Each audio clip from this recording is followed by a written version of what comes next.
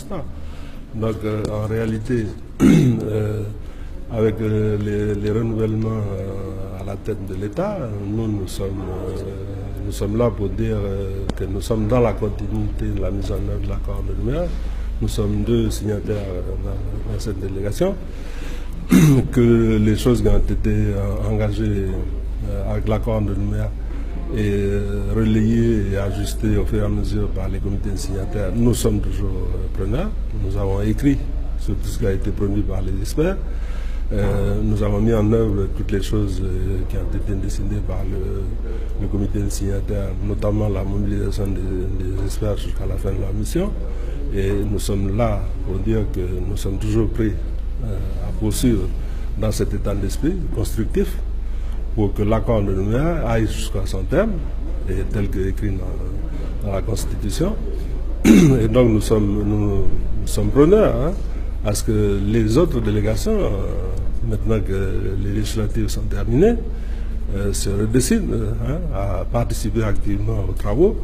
Et nous sommes en attente de savoir justement quelles seraient les nouvelles postures ou les postures sur des sujets qui avaient été inscrits à l'ordre du jour, mais qu'on n'avait pas pu avancer plus que ça, compte tenu du fait qu'ils n'ont pas donné de posture parce qu'il y avait des candidatures à des élections qui sont maintenant derrière nous.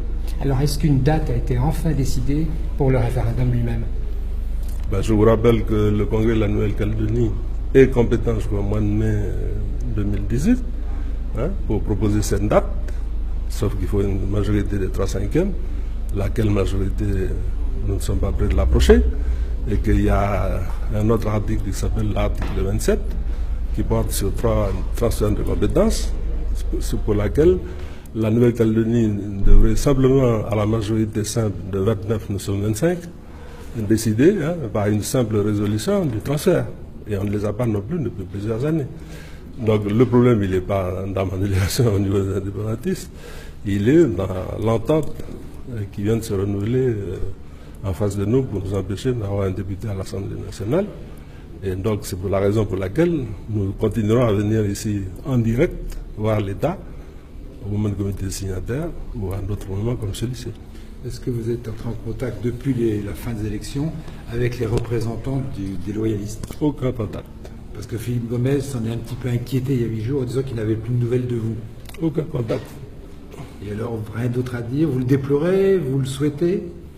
M. Gomez a tenu des discours condescendants vis-à-vis de notre candidat Louis Mapou et contre les indépendantistes et les Kanaks.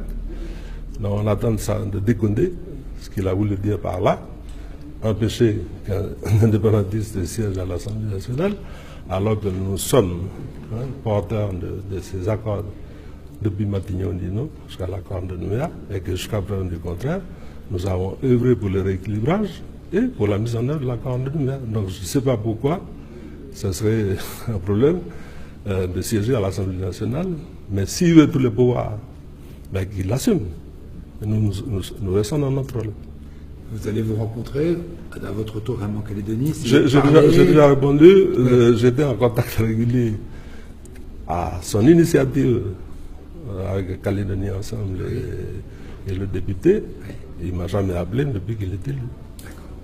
Merci.